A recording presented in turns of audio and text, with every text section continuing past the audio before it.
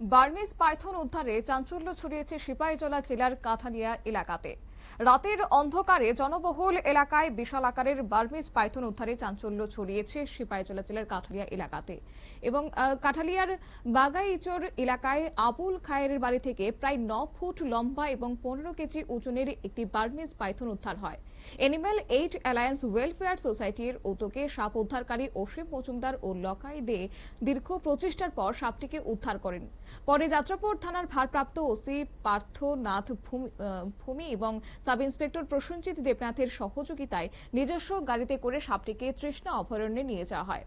সেখানে সেটিকে গভীর অরণ্যে নিরাপদে মুক্ত করা হয়। উদ্ধারকারীদের দাবি, পরিবেশের ভারসাম্য রক্ষার লক্ষ্যে তারা এখনো পর্যন্ত প্রায় 305টি সাপ মানুষের বাড়িঘর ও জনবসতিপূর্ণ এলাকা থেকে উদ্ধার করে নিরাপদে অরণ্যে অবমুক্ত করেছেন। শুনুন বনকর্মীদের বক্তব্য। এনিম্যাল এইড অ্যালায়েন্স থেকে কথা বলছি। এনিম্যাল এইড অ্যালায়েন্সের যে এনিম্যাল এইড অ্যালায়েন্স ওয়েলফেয়ার সোসাইটির এই এনজিওর লকাই এবং আমি যে সাপ রেস্কিউ করি আপনারা জানেন। তো সবাইকে আজকের যে উদ্ধার কার্য, এই উদ্ধার কার্যটা প্রসঙ্গে বলছি। আমরা গতকাল রাত ঠিক 2:30 বাজে তখন আমাদের কাছে কল এসেছিল বাগাইচর আবুল খায়ের বাড়ির একেবারে সামনেই।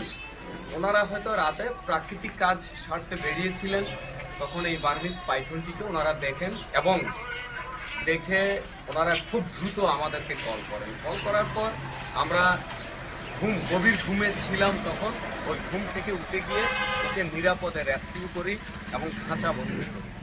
আর এভাবে ইতিমধ্যে প্রায় 300-এর উপর সাপ উদ্ধার কার্য করে নিয়েছি আমরা। সেগুলিকে নিরাপদে মুক্ত বনাঞ্চল, যে জায়গাতে ওরা ভালো থাকে, সেখানে রিলিজ করে দিই। আজও আমরা কিছুক্ষণের মধ্যে ফরেস্টারকে খোঁজ দিয়েছি, যেহেতু বার্মিজ পাইথন সে অনেকটা লুপ্ত প্রায়, তাই এদেরকে উদ্ধার করার পর আমরা ফরেস্টকে ইনফর্ম করি। ওনারাও আসেন, সহযোগিতা করার ইচ্ছে থাকলে অবশ্য করেন। তখন ওনাদেরকে সঙ্গে নিয়ে পূর্ববর্তী যে একটি উদ্ধার কার্য ছিল বার্মিজ পাইথন, সেটা ছিল প্রায় 20 থেকে 25 কেজি। তাকে তৃষ্ণা অভয়ারণ্যে নিয়ে আমরা অবমুক্ত করি। আজও কিছুক্ষণ পূর্বে ফরেস্টারকে আমরা খোঁজ দিয়েছি, ওনারা কথা বলে। তাদের পক্ষ থেকে বক্তব্য আপনারা শুনলেন। এদিকে সকালে সাপটিকে বাজার এলাকায় আনা হলে সেটিকে দেখতে উৎসুক জনতা ভিড় জমিয়েছে। পুরুষ মহিলা নির্বিশেষে বহু মানুষ বিশাল আকৃতির অজগরটিকে দেখতে ভিড় করেছেন। জনবহুল এলাকায় এত বড় আকারের বার্মিজ পাইথন কোথা থেকে এলো তা নিয়ে এলাকাবাসীদের মধ্যে চর্চা শুরু হয়ে গেছে।